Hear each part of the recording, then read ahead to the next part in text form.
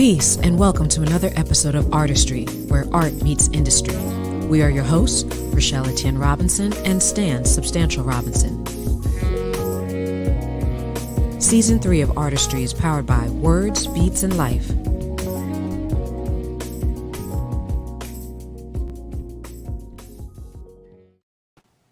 Peace. Welcome everyone to another episode of ARTdustry, where art meets industry. We are your hosts, Rachelle Etienne-Robinson and Stan Substantial Robinson. If you are joining us for the first time, welcome. And if you're returning, welcome back. We have a fun-filled event for you all today. We got a lot going on. And so before we bring on today's guest, a couple of announcements. We've submitted a panel proposal to bring our program Sketchpads, which we've talked about on the show, to South by Southwest next spring. They are currently holding their panel picker voting, and we would love for you to support our program. And so here we have for you the link.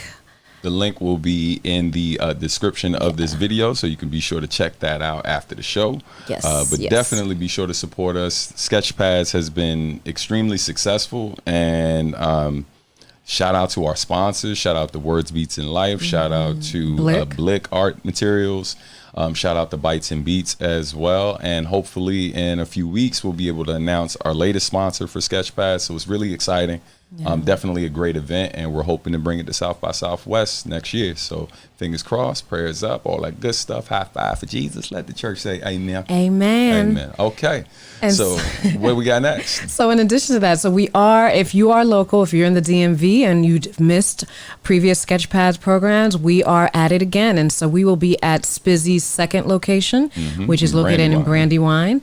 And so if you've missed us, you can join Stan and I. Stan will be doing a live beat set. I will be doing live illustration demonstration, again at Spizzy in Brandywine, and that is at the Brandywine Shopping Mall.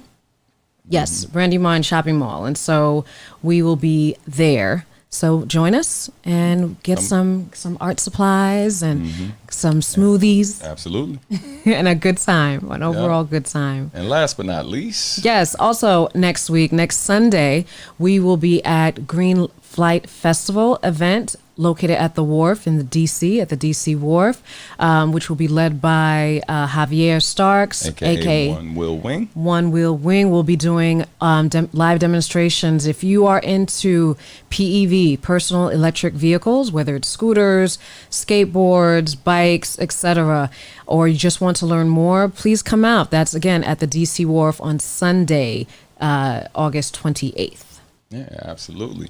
So now that we've paid the bills and promoted upcoming events, it is time to bring on our guest. So who is our awesome guest that we have today? So today's guest is a museum specialist and oral historian who facilitates and captures heroic stories of ordinary individuals.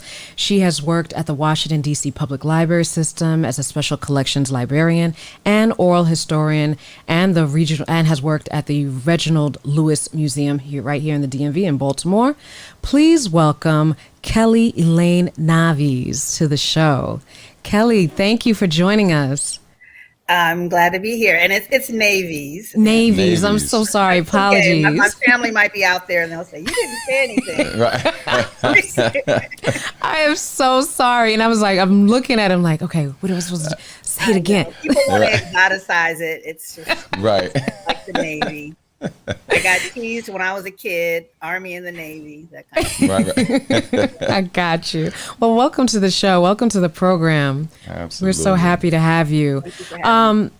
Yes. And so before we get started, as with most of us, right? All of us during these last 2 years dealing with the pandemic, we're still dealing with the pandemic. How are you and how have you been impacted by all of this? Well, it's been very interesting. I have one daughter, so we were together from the beginning of the pandemic until now, and she was in high school. So her last 2 years of high school, we were in the house together for almost 2 years. I'm working, she's finishing school. And she sings. So she was a student at Duke Ellington. So she would be in one room, and often I would be in meetings and people would hear her in the background singing opera. It was it was something, but I would have to say that I'm sure we fared better than most. I mean, I was able to keep working. I was able to work from home. So I know that that was a blessing. And also, I didn't catch COVID until very recently, just 3 weeks ago. So the whole time, yeah. And I got vaccinated and that whole thing. She caught it a couple of times. She actually had it during the holidays and I didn't catch it. So because she was out with friends and doing things. But I think it's been a learning experience. I mean, we're still in it to a certain degree, but it's definitely been quite a learning experience for all of us. And I think we'll be looking back on this time and realizing, well, look at all the gray hairs, right? Right. All of us. We made it. People think I'm being dramatic, but I'm always like, I'm so thankful to be here because a lot of people didn't make it. A lot of people are still not. So it's a serious thing. Absolutely. Absolutely. And thank you for sharing that. And I'm happy that you're doing much better.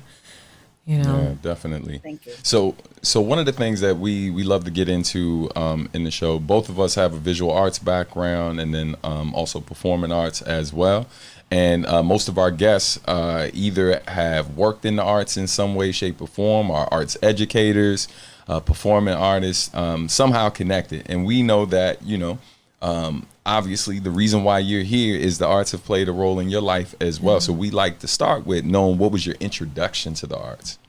That's a great question. And I would have to say introduction would be when I was an infant because my mother would read poetry to me, Paul Laurence Dunbar. And I have vivid memories of her reading Little Brown Baby with Sparkling Eyes and When Mahalia Sings and all of those things to me in the original dialect voice that she could do so well. So that was probably my earliest. And then, I was raised during the Black Arts Movement era in the Bay Area. So, and my father was an educator. They're both passed on now, both my parents. My father was an educator and he taught African-American studies. So we would have poetry readings in the house. His students would come and do open mics, those kind of things when I was a kid. So I was exposed to Black poetry, spoken word poetry at a very, very young age, and African dance. And I dabbled in all of those things. I never had the voice that my mother or my daughter has, but I tried to sing a little bit and I danced. And then I went to this camp in the Bay Area called Cazadero Music and Arts Camp. And there we're like immersed in the arts. So I did that 2 or 3 summers in a row and I did dance, but you could do either music or dance or theater. And at the time I was dancing a lot, doing a lot of African and Brazilian modern dance kind of thing. So that would be my introduction. I think the arts, and that's one of the reasons people ask me like why I'm so supportive of my daughter's choice to pursue that. And I can't imagine the world without the arts. I don't understand when people dissuade their children or discourage from pursuing things, especially when they have a gift. It's I hate to see that when people say, but you should go to law school. Not if you have a gift like that. Right.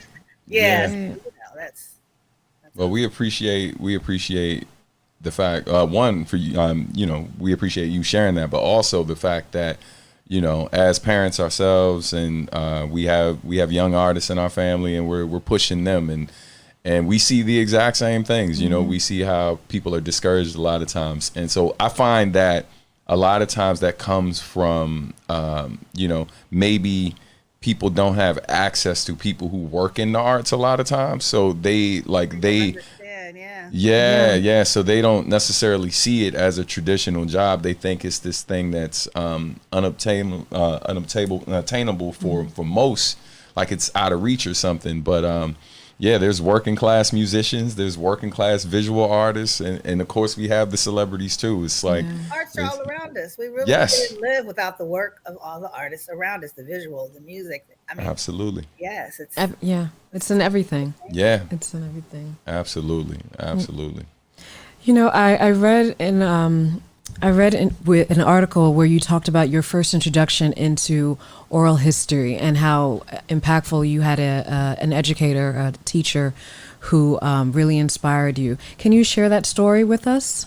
So you're probably talking about Barbara Christian, I would imagine. But I do want to back up a little bit because my first actual oral history assignment, and actually this teacher and I didn't really get along, but it was a 7th grade English class. And the reason why we didn't get along, and I think that's actually important too, it was advanced English. Berkeley school system with this racist tracking system. So I was the only Black kid in this class, which is ridiculous, because there were lots of Black students in Berkeley at that time. And she and I were battling. She was always sending me out for talking, but she gave this oral history assignment. And it was the first time that I was given a formal oral history assignment. And I went and we're not from California, so I didn't have a lot of elders that I was related to in the area. And we can talk about that. That relates to the story as well. But I interviewed a woman that babysat me, and her name was Miss Alba. And Miss Alba was this large Black woman who had moved to California in the 1920s. And she just had this amazing story. And I had no idea. You know, you see people around you all the time as a young person, and you're not aware of this incredible lives and the stories that they have. And when she told her story, I was like, no way. I thought all you did was, you know, scream at kids and cook in the kitchen, you know, that kind of thing. So after that, I was hooked, but I didn't really pick it up again until college. Yeah. I knew I wanted to do it. Of course, I told you it all relates to the immersion in culture and history that I experienced anyway. But I was at Berkeley in African American Studies, and I was in a class with Barbara Christian, the late Barbara Christian, in African American women's literature. And in that class, she had this optional assignment to write a paper about a maternal ancestor who'd lived during the 19th century. And of course, it was optional because not many people could do that. And I had a little bit of a story that my mother had passed down to me about her great grandmother who had been born in slavery in North Carolina. And all she knew at the time was that her great grandmother had been born in slavery in North Carolina. She wasn't sure exactly which part of North Carolina. She hadn't been back there in years and years and years. And she had met her because she lived to be over 100 years old.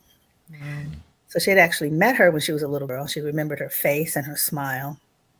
And she would always add, I think she was born in Africa. So that was the wishful thinking part of the story. But so I decided I would pursue the story for this class paper, and I turned it into an oral history. I said, I'll make this an oral history project because I was looking for a way to do oral history. And really that's what got me hooked into the work that I'm doing now. And I interviewed my grandmother's living siblings who were still living at that time, mostly in Washington, D.C., actually, Washington, D.C., Chicago. But that all led me back to Asheville, North Carolina, which is where my mother's roots are, go back about 7 generations. Wow. And so I did that project that became a senior honors thesis.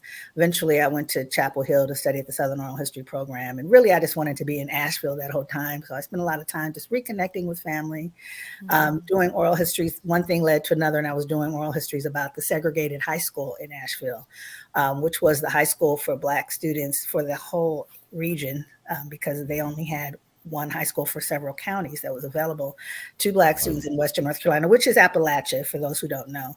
Asheville is in the mountains. And so I learned that this high school was like a centerpiece of the Black community there. And when integration came along, the decision was made to demolish the high school. So they said, okay, you can have integration. We're going to knock down your beautiful school. It was a gorgeous school on top of a hill called the Castle on the Hill. And you can go to the formerly all-white school, which of course just cut into the heart of the Black community. And it came up in every single interview. So I decided to make that the focus of one of my projects there. Wow. That's amazing. Yeah. I've been to Asheville. Asheville is beautiful. It's Isn't gorgeous it? Over there. Yeah.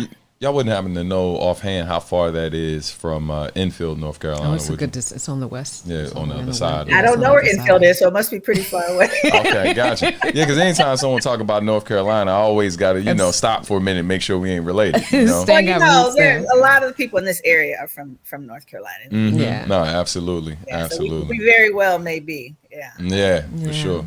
For sure. Yeah, so one of the things that struck me as you were talking about it, because I think sometimes that when we talk about oral history, right, like just kind of defining what that means, right? Because when we talk, like obviously there's storytelling, but there's different types of storytelling, right? So when you say oral history, what are the things that come to mind? Like, define it for us and for some of our listeners and viewers. Absolutely, and I think that's a great question, because a lot of people do confuse oral history with the oral tradition, which of course it is a part of. Sure. But people will ask me, "Are you a storyteller?" They don't understand what it is I do exactly. So it's a field of study. It's an art. It's a practice. It involves preserving and recording stories with people who have experienced history firsthand. Often those are elders, but not always. Sometimes we interview younger people as well about their stories. And the distinguishing factor really is that you are making sure to preserve that in some kind of way, and to make that accessible. Right, that's the difficult part, of course, to make that accessible to other people, to pass it on. In where I work now, of course, the goal is to make it accessible to our public at the museum, at the African American Museum. So I think of oral history really as an approach to history. It's an approach to history where you understand that history lives beyond the page. It's more than what you have in documents. It's living and breathing. And that's one of the things I really love about the work that I do, because that's just over and over again, I get to see, what history means to people, how history impacts people bodily and spiritually, and the whole thing. So, yeah. And just to piggyback off that, like, what are, like, in pop culture, like, where are some examples of oral history? Like, well, there's some great examples in pop culture. I don't know, the audience may not remember Miss Jane Pittman, for example. Miss Jane Pittman, that's a direct one where Cicely Tyson played a character. And when I was little and they used to show that on television every year, I thought it was a real person. I thought Miss Jane Pittman was actually a real person. And for those of you who don't know, this was a character created by Ernest Gaines, of a Black woman who had lived to be 100 years old. And this was in the 1970s. So this character had lived through the Civil War. And in the movie, and also in the book, she's interviewed by an oral historian. Of course, in the movie, that oral historian is a young white man, which is interesting as well, because a lot of early oral history in this country is white people interviewing Black people, such as the WPA slave narratives, which are controversial in many ways, but they're also some of the only records we have with people who lived through slavery. And those are, in some ways, the foundation to sort of academic oral history in this country. But nowadays, people recognize that oral history is more than those projects. Of course, it's the oral tradition that was passed down, for example, throughout African American culture, that you wouldn't have those slave narratives if you didn't have people passing down those stories in different ways, in the blues and different forms of African American oral tradition. So I think that's a really good. So you said pop culture. Hip hop, right? Right. Hip hop is like oral history, definitely. We had this hip hop festival at the National Museum of African American History and Culture, which really taps into that. People who do hip hop are always telling their stories, and sometimes they reach way back, and that's really just modern day griots, which the term for the West African person in the culture who passes down the stories and tradition of the family and the community. Yeah, for sure. I would hear different people I work with. One in particular who I know would always bring it up. Shout out to the brother Odyssey.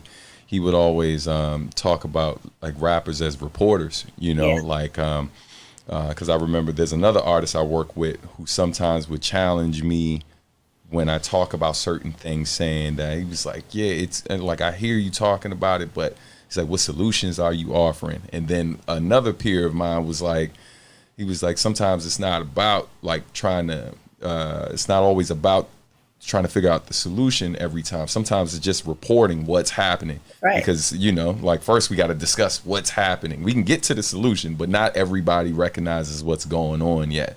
And so let's take that first step and then get to the next. And so, I'm glad you brought that up. When I think back to my, like, sort of knowledge of news, like what was going on around me when I grew up in the early 70s, Gil Scott-Heron, my parents would play Gil Scott-Heron. And so I remember when Nixon resigned, and I was able to make that, like, connection. because he had that piece, Watergate Blues. And I would listen to Watergate Blues. And even though I didn't get all of the references, I knew Nixon was a criminal. Like something was going on. Like I was able to make that connection, right? Through this Gil Scott-Heron, who of course is a poet, rapper. Whole thing. That piece like broaden your awareness, you know. You know, with the advancement of technology, you know, from the internet to access to DNA and several other resources, how would you say your work has evolved over the years? Well, I'd say oral history has evolved tremendously, not so much because of, well, also the internet, not so much because of the DNA, but because of the changes in technology. So when I began, I was carrying around a tape recorder, right, with cassettes. And a lot of oral history was taking place on cassettes. And now, so I lived through that shift, and it's been amazing, surprising in some ways. I remember the oral histories that I did in the early 90s, still using cassette, but right around the time when we were making that shift to digital media and then the internet. And I had people contact me because I wasn't even aware at the time of what the internet was going to look like, who were like, oh, I didn't know my interview was going to end up on, you know, the internet. And I'm like, I didn't either. I mean, you know what I mean? This is work that I was doing. And of course, now we're much more transparent because we know what we're doing with the material, and we tell people when they sign their release forms. But I think the release forms that they had signed when we had no idea, you know, that it was going to explode in the way that it did. I mean, I guess some people did, but those people that were creating it did, but we didn't. So I went from cassette tapes to mini disc recorders to now, of course, we're doing digital videography. So we're filming our oral histories. And then, of course, the way that you make them accessible is completely different. Back then, people had to come into an institution, listen to a recording. And now, of course, you can watch it on your computer, on your phone in so many different ways, and through a podcast such as this one. So it has really expanded the ways that people can assess oral histories. DNA, now that's more of a genealogical question. And I do some genealogy on a personal level, but that's not necessarily a part of my work as an oral historian. So that's a good question though, because I am doing a lot of personal research on my family history. So for people listening and watching this now, for those who may be interested in becoming a historian, talk a little bit about your journey some more in terms of what steps did you take? Like, when did you know? And like, what was your process in terms of pursuing opportunities to become an oral historian? Yeah, that's an interesting question, because at the time that I started doing oral history, there were very few people around doing it. Now it seems like there's a lot of people around me that are doing oral history, and there's at least one program in the country at Columbia where they're graduating. They have a master's program in oral history. But when I started out, I had very few guides, and I remember looking at an article that Alex Haley had written about roots.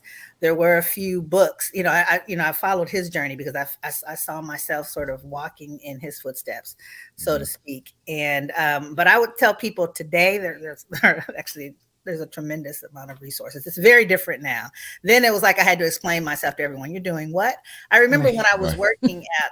I was actually a contractor for the Lewis Museum. Actually, you said I worked there, but I was a consultant, and this was actually before they opened, right? So I was hired to do, dozens and dozens of interviews for their collection before they actually opened. And I had a friend that was like, "When are you going to get a real job?" And he did not understand that I was doing what I loved. I was being sent around. I was being paid to go around the state of Maryland interviewing Black people. Like, it was like, what are you talking about? I love this. But now there's resources everywhere. You could go to our website and you could find out information about conducting an oral history on your family. You could go to the Oral History Association website, which I'm actually the current VP of the Oral History Association. And if you go to the Oral History Association website, we have a whole page of resources that gives you websites all over the country, different oral history programs all over the country that have how-to guides and so on and so forth. If you can do it as an independent researcher, you don't have to go to school. But if you want to go to school, there are tons of programs throughout the country now. There's a Southern Oral History program. There's Columbia. There's Baylor. There's University of Kentucky. There's like all these great programs that do oral history now, if you want to go that route. But if you don't want to do that route, again, you could go to many of these websites and you can start doing your own work, start reading. There's lots of bibliographies on how to do oral history, although I'll be honest, the book that I really want to read hasn't been written yet because I'm working on it. But yes, so hold on tight for that one. Okay. Gotcha. All right. Okay. Yeah. So real quick, we're going to take a quick break so we can shout out our sponsor, Words, Beats, and Life. And so everyone who's tuning in right now, be sure to hang on for a second. And we'll be back with more from Kelly Navies. All right, I got it that time, right? You did. Yeah, all right. Okay, all right. Did you see the concentration in my face? I was like, wait, focus. Okay, got it. All right. Everybody, hang on for a second.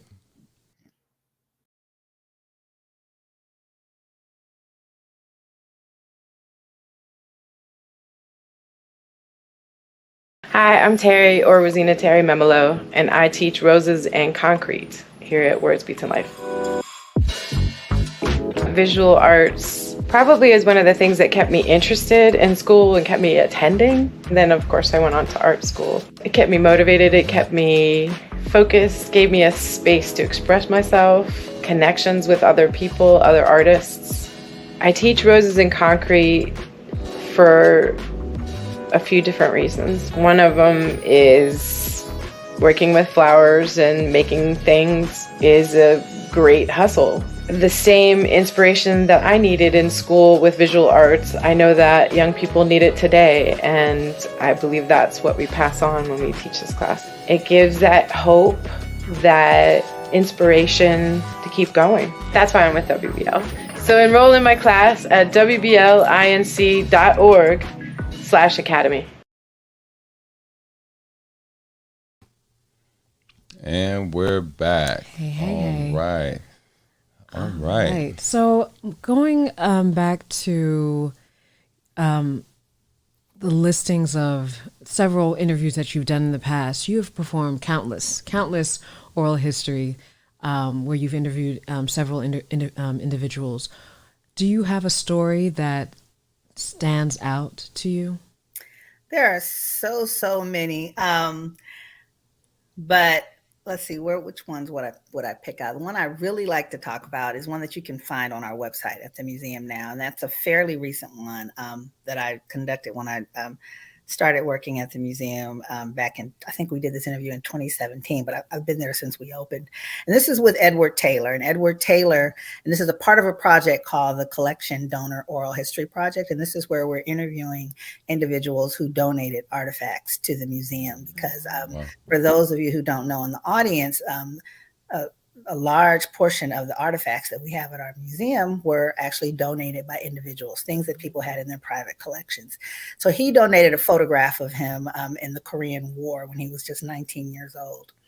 And I interviewed him. And what I do when I come to these particular type of interviews is I'm not just interested in the artifact, I want the full story.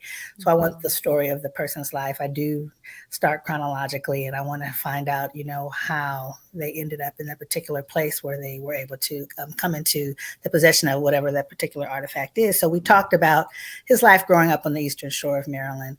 We talked about him being drafted into the war and going to Korea. And of course, this is the first war that was fully integrated, where Black and white soldiers were fighting side by side, not in separate units like they had previously. And for him, coming from segregated Eastern Maryland, that was really a big deal. And then, of course, he talked about what it was like to return after the war in 1953 and still be asked to sit in the back of a bus. It's heartbreaking, actually. That interview, I'll never forget that and some of his experiences. And that's another piece of this. So people ask, and this, the traumatic stories of racial oppression and racial violence that we get in many of our interviews. And that was one of them. But what stands out in this and many others is the triumph.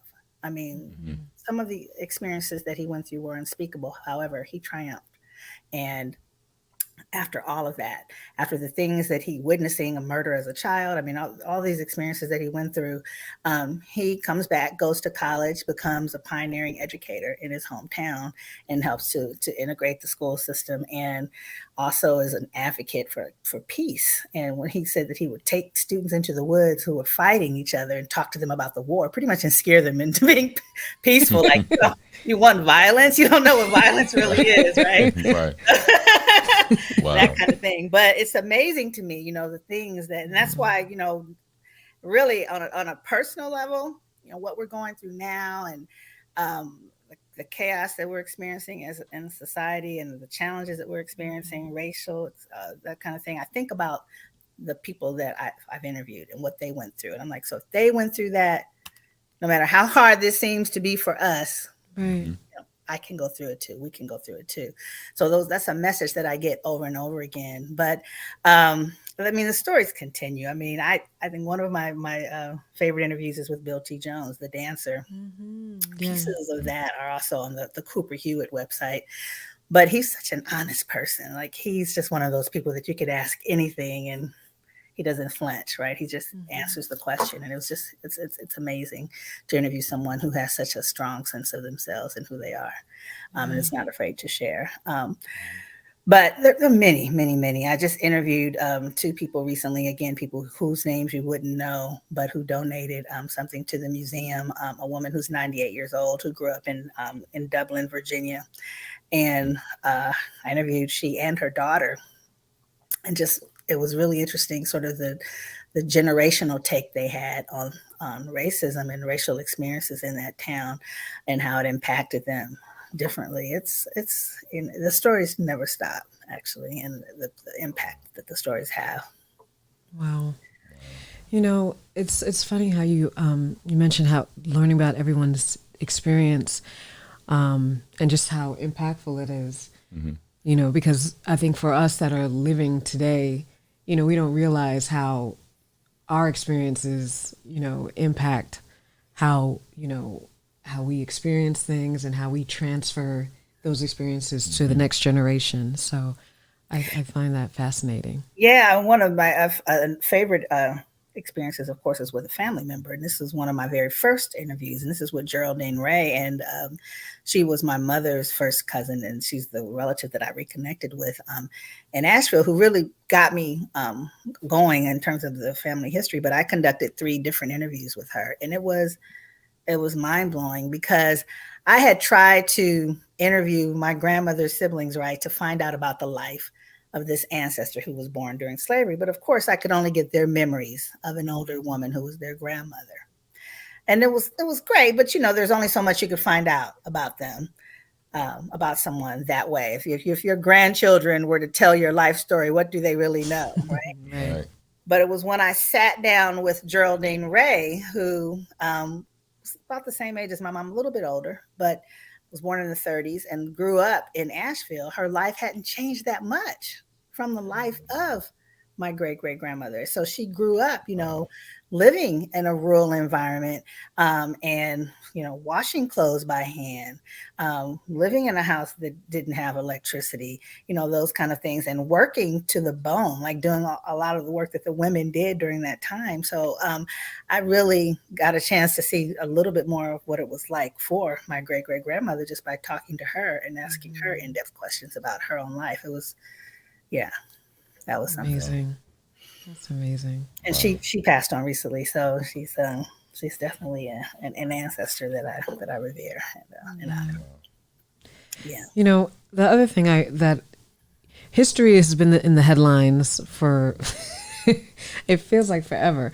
How basically how it's subject of a lot of contention at school boards meetings and the government. What would you say are some of the things that you are currently experiencing in your work, and how are you tackling that? Well, of course, at the National Museum of African American History and Culture, we are going to tell the story, the unvarnished story of American history through an African American lens. So we haven't been directly impacted yet by the debates that are going on in schools around us, which is a good thing because we're here and we're a resource that hopefully people will utilize from throughout the nation if they find themselves in towns, in school districts where they're told, oh, you can't learn about slavery here. We don't talk about race here. Well, you can go to our website, even if you can't make it to Washington, D.C. Right. You can even listen to, our interviews, and you can learn a lot about American history and African Americans that way. So I think that, our focus is clear, our mission is clear, and that hasn't wavered. It is definitely unfortunate when I see, and I know personally, people who are leaving school systems because they can't teach certain things anymore, or schools are being banned. Although that's backfiring, of course, right? As soon as they ban a book, the sales shoot through the roof. Right. Right. Yeah. Right. But then you see that there are people actually trying to stop bookstores from selling certain books. Yeah. I mean, the forces that are trying to stop, learning people from learning things are powerful forces, but I would not say they're as powerful as our desire to learn, and they never have been, right? Yeah. We wouldn't have had a Frederick Douglass. So there have been forces that have been trying to suppress our desire and our natural desire to learn since we've been in this country, and they've never been able to do that. So I think we just keep going, right? Mm-hmm. Yeah. Absolutely. Real quick, since we were talking about powerful books, we know that your work was featured in a book. And we wanted to talk about that really quickly, just talking about Bum Rush the Page, simply because we also have, we realize that we have somewhat of a connection, in terms of the editors who worked on the book. Even though we knew different editors, that was close enough of a connection for us. So yes, can you talk definitely. a bit? Yeah. So can you talk a bit about Bum Rush the Page and what that experience was like?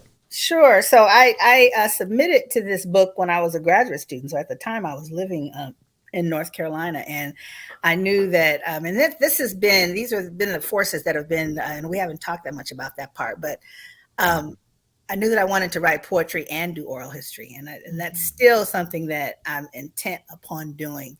So I saw the call go out, and I submitted this poem, which is related to oral history because it is based upon a story, again, that my mother, and I should name her because I've been talking about her through this whole interview. Her name was Constance Elaine Gregory, and then her married name's Navies Edwards. But so we were sitting down one night and she started talking, and this was informal. I did record a little bit of this, and she started talking about something that she had never told me before, about a boyfriend that she had that was beat by the police. Oh, wow. And so, and she did say, don't tell this story, but I felt that I had to tell the story. She had held it in all those years. So I brought that together and it's all basically based upon my life. I was born in Detroit, Michigan, 2 months after the urban rebellion that took place in Detroit. Telling my age, but yes, that was 1967. So I wrote about that, because I was asking her, what were you doing, Mom? And she said, I was sitting, I would sit on the porch waiting for your daddy to get home. And she was worried about him. And she was pregnant with me, if you can imagine that. She's holding in all this anger of what happened to her friend, this just like all these people who are on the streets who were protesting because of what happened to those Black men who were killed in Detroit. But she stayed home because she was about to give birth, so very close to giving birth. So, it's a story that had to be told, and that's how that poem came to be. And it's an exciting book of poetry. I'm glad to be in it. Yeah. Awesome. Yeah, definitely. Shout out to all the poets who contributed. Absolutely. And shout out to Tony Medina and the late great Luis Reyes Rivera. I interviewed Tony Medina. He's someone I've interviewed for the museum, and amazing. Yeah, an amazing writer and an amazing human being. Oh, that's awesome. Yeah, no, that's it is. And just a rest in peace shout out to Luis Reyes Rivera. For those who don't, most of the people who listen, you know that Rachelle and I both attended Pratt Institute. But the reason why I just wanted to say a little something about Luis Reyes Rivera. Early on, when I had some difficulties in school, the brother was responsible for doing what he could and working some magic to keep me there. And he was just a powerful force on campus, which was amazing when you would see his stature, because he was such a like small 4'11" man in appearance, right. but just this amazing voice, and I mean, move mountains. Like, definitely look up the piece he contributed online as well to Deaf Poetry. But God bless him. But yes, let's keep it going. But I also wanted to ask, so now, you know, with the work that you're doing, where do you see it? Like, I mean, we've seen it change, you know, several times over in the time that you've been doing it professionally, and then of course, like from where it was before. But like, where do you see it going, like in the future? Like if, you know, your wildest dreams. Like, so there are different pieces to that. So on a personal level, I mean, I'm fed as a writer by the oral histories that I'm collecting, and I have poems that I've written that are directly the result of stories that I've heard, that I've absorbed, right? And they come out as poetry.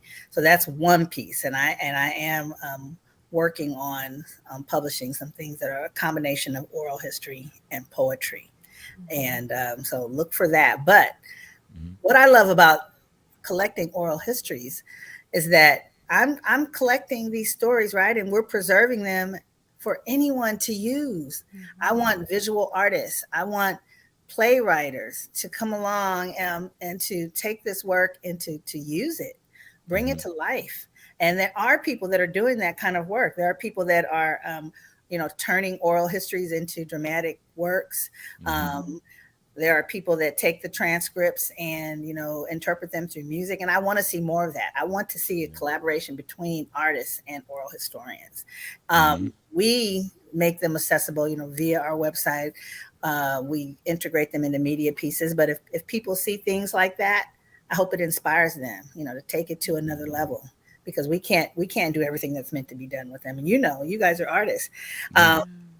There's so many powerful things you can do with visual art, and I don't sing or any of that, but it would be a dream to do something with my daughter, for example, to have her singing oral history. We'll see. She's I would love to see that. Heading off to something like that would be great. But I know that my time is limited, as all of ours is. But absolutely. I love it when people say, I saw this oral history and I did X, Y, and Z with it. We want people to do things with it. It's kind of the opposite of when people say you don't want people. Some people say they don't want people to steal their work. It's the opposite. Right. We want you to take this oral history and do whatever you want to with it. Yes, use it. Take it out into the world. Yeah, I'm curious to know, and this is going to sound silly, so bear with me. But I'm a bit of a I'm the resident jokester over here, but I'm curious to know, have you ever seen on Comedy Central where they've done like a drunken history? I have seen some of those, not on comedy. On YouTube, I've seen a couple. Yes, yeah. I'm big, and I'm into comedy. I have. In fact, I have another side of me that would have loved to be a stand-up comic. Of course, I know somebody's out there. My brother is out there right now going, no. But yeah, they're probably out there doing that. But I love humor and comedy. I think it's very important. It's another thing we wouldn't have survived without. Yeah. Absolutely. We have to laugh. Yeah. Absolutely. I don't want to comment too much on the whole Will Smith thing, but yeah, for sure. It's comedy. Like, I was just like, come on now. Let's lighten up here. Yeah. That's all I say about that. And I feel like the best work, like what it can do is, even if they are using it to, to make people laugh in that moment, sometimes when people are sharing this bit of history, like especially like the way they did it with those sketches, you know, like the fact that they have two funny people sitting down having drinks, they record the audio and then have these actors act out the stuff, but rather than performing the real things that were said, you know, they're just using the audio of the people just telling the story with people mouth, and it's done so well, but it's done so well that it makes you want to dig deeper to find out how much of it's true, because it feels really ridiculous. Yeah, right, because it feels ridiculous, especially because you have two people under the influence telling it. But it actually, I found that one, because some of the stories they told I knew about. And when I watched it, as funny as it was, the accuracy that, like, you know, in terms of how accurate some of the information was that they were sharing, I was like, wow. So when I would watch an episode and it talked about something I didn't know, it made me do a deep dive to really find out how accurate that thing was. So yeah, I find that really interesting. And when you look at like someone like Chappelle, who includes like you know, like it feels random, but he's just a master at setting up something else, right? But and look in his great history. I love when he talks about his own family history. Yes, absolutely. And all that is in him. And the person that he is today. So I mean, it's pretty amazing. No, yeah, definitely. I mean, our stories. I mean, the reason why you ask yourself, is this true? Is because it's hard to believe the things that have actually happened, right? Yeah. But my favorite quote comes from this interview with Bill Moyers and Toni Morrison. And he said to her, people say that your characters are larger than life. What do you say about that? And she said, you know, how serious Toni Morrison could be. Life is that large. And that's exactly right. Like that's it. That's I'm not making anything up. This is it. Right. These people exist. Yes. Yeah. What's the phrase? Was it stranger than fiction? You know? Yeah. Wow. So what are some of your questions that you ask? If someone's starting out and wants to begin interviewing their grandparents, for instance, what are some of the questions that you think should be asked? What do you lead with? Well, first you wanted to take the time to develop a connection. If you haven't been spending a lot of time with your grandparents, which unfortunately a lot of us don't. And so don't just, you know, stop over one day and say, I want to do an oral history. So that's the first thing I always tell people. You have to plan ahead. You have to let the person know that you're interested in interviewing them, and then spend some time with the preliminary interview. And then during that preliminary interview, you're going to find out that there are parts of their lives that you don't know anything about. So start out simple. I always start out with simple early life questions before I delve into deeper questions, because you want the person to feel comfortable with you, to trust the process.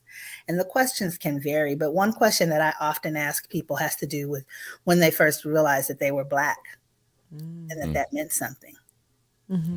And, you know, you get very different answers depending on how old the person is, when they grew up. Did they grow up in a segregated situation, or, you know, that kind of thing?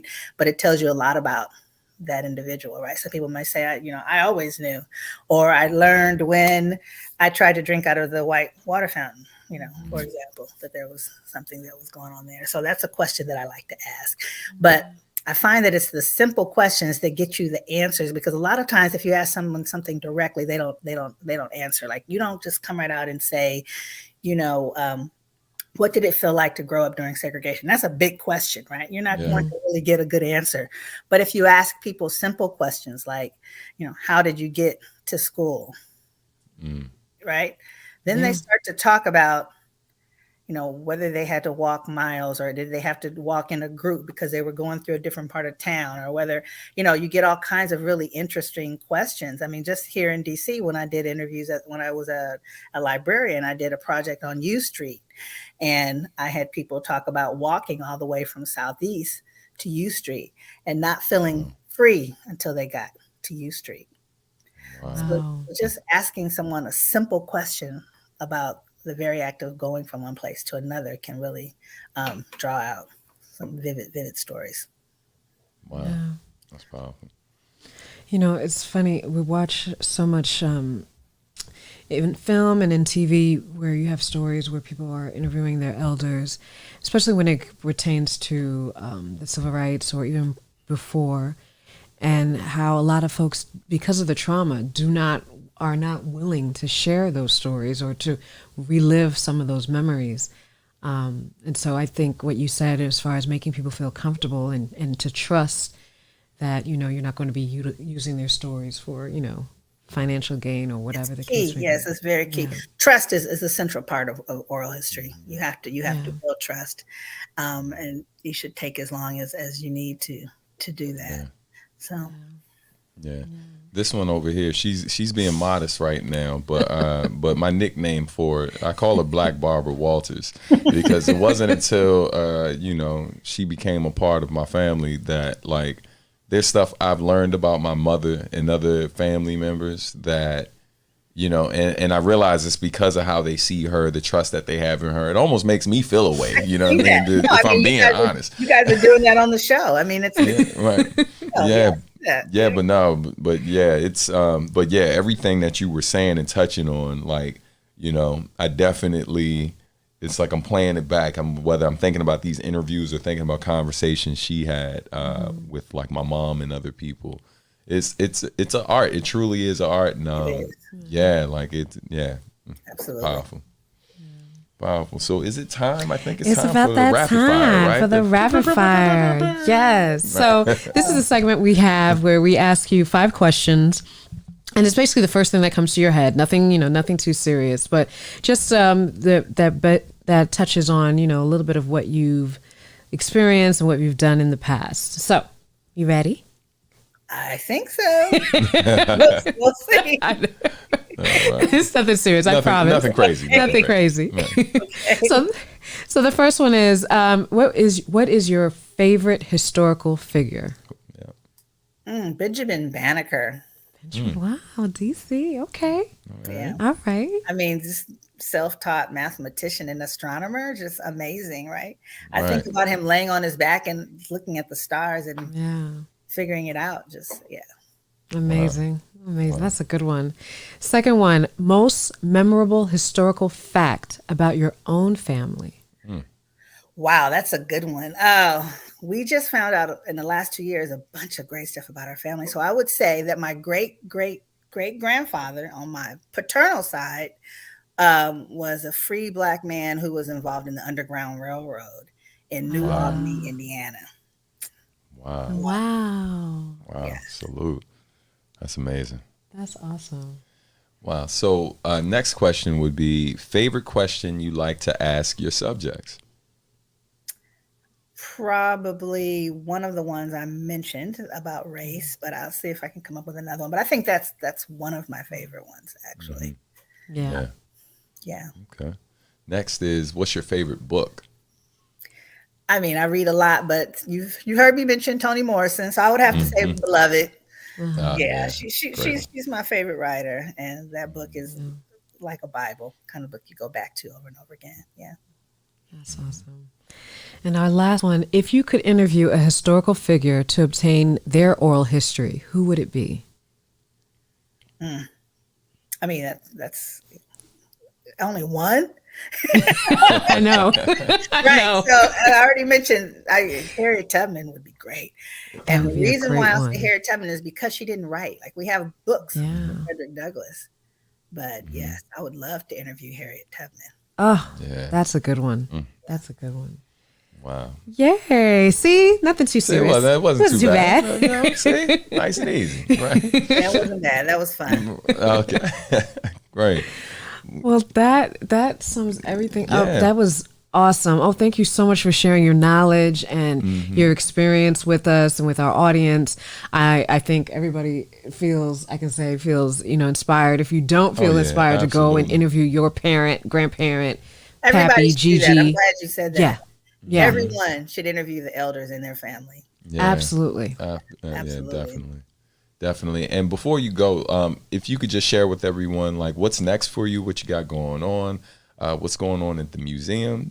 Tell them where they can just find out more about. So much, but you should go to our website, nmaaahc.si.edu, and you can look up the Oral History Initiative, and you can see, some of the oral histories, and also you can see there's a video on how to do oral history with your family, actually. But we're conducting oral histories now with artists. I don't know if you've been to the museum recently. There's an exhibition called Reckoning, Protest, Defiance, Resilience. So we've been conducting interviews with the visual artists who are in that, including Amy Sherrill, Bisa Butler, Rashawn Rucker, Sheila Pre-Bright, right? And so that's an ongoing project that is continuing. And we'll be doing some social justice interviews that are coming up. So, yeah. That's awesome. Wow, that's amazing. So proud of the work that you all are doing. I mean, Definitely. for those of you if you have not been to the museum, it's on your bucket. It needs to be on your bucket list. Like, and one trip is not enough. I mean, we live in the DMV. We've were there gone so many times, and I'm still learning things. I mean, it's true. It's so true. Like every time we go there, it's to the point you've been there so much that we were saying that you should be a docent. Oh, I've gone so much that elders have, like, when I've gone with like students or friends, elders have heard me talking to my some of my former students or friends. They're like, "Do you work here, baby?" And I'm like, "No, I don't." But I've had my practice. But yeah, I love it so much. Like, it's a place where if family, and this is our plug for it, if you're sitting around with your family in the DMV and you're trying to figure out what to do this weekend, what to do this evening, whatever, if y'all can't seem to agree, that's a great place to go. Like, and if you're not in the DC area, we have things on our website now. We have something called the Searchable Museum where you can actually experience the exhibitions online, including some oral history. So yeah, there's a lot. See, so folks, you have no excuse. Yeah, absolutely. You have no excuse. Yeah. Absolutely. Right. Oh, that's great. Well, thank you so much. We're going to go ahead and give you a round of applause right now. But thank you so much for making time for us. This was amazing. I feel like, just learn so much about, I just love learning about everyone's process, the different types of art that exist, and how different art forms that some of us practice are connected to art forms that we didn't really even know about fully, So I appreciate the work that you're doing, and thank you for making time for us. Thank you so much for having me. I've enjoyed this tremendously. You two are great. Oh, wow. Thank you so much. We appreciate that. Definitely. And so, so if you got a quick sec, hang around. And to all of our viewers, everyone watching on YouTube, to everyone listening, whether you're listening on Spotify or Apple, we appreciate you. Shout out once again to Words, Beats, and Life and the amazing work that they continue to do in the DMV and globally as well. Thank you to them for being a sponsor. And everybody, we will catch you next time. Who do we have? Who's our next guest? Okay, our next guest is going to be. I have to scroll. Right. I'm like, wait a minute. We're nearing the finish line, y'all. We got two episodes left. Yeah, we have. Oh my gosh, it's gone so fast. We got Tracy Lee. Yes. Tracy Lee, Esquire. Yes, Tracy Lee Esquire. Gotta say the Esquire. Yes. So for those who don't know, Tracy Lee Esquire is a legendary hip hop artist, and he's also educator as well, and a lawyer. Yeah. So has taught and practiced entertainment law. And man, and just an all around great brother too. I love it when you meet people who've had amazing contributions to the world, like through their art or whatever, but just walk around, you see greatness when you see them, but they still carry a certain humbleness at the same time. And so that brother's been nothing but great every time I've had the pleasure of spending time with him. So it's going to be an exciting interview, like as it usually is, I'd like to think. And so we'll catch you next time. And thank you again to our guest. Thank you so much, Kelly Navies. We appreciate you. Did you see the concentration in my face again? I was like, I'm going to say it right. I'm going to say it right. But thank you so much. Everyone have a great night. I'll see you soon, but talk to you sooner. Peace.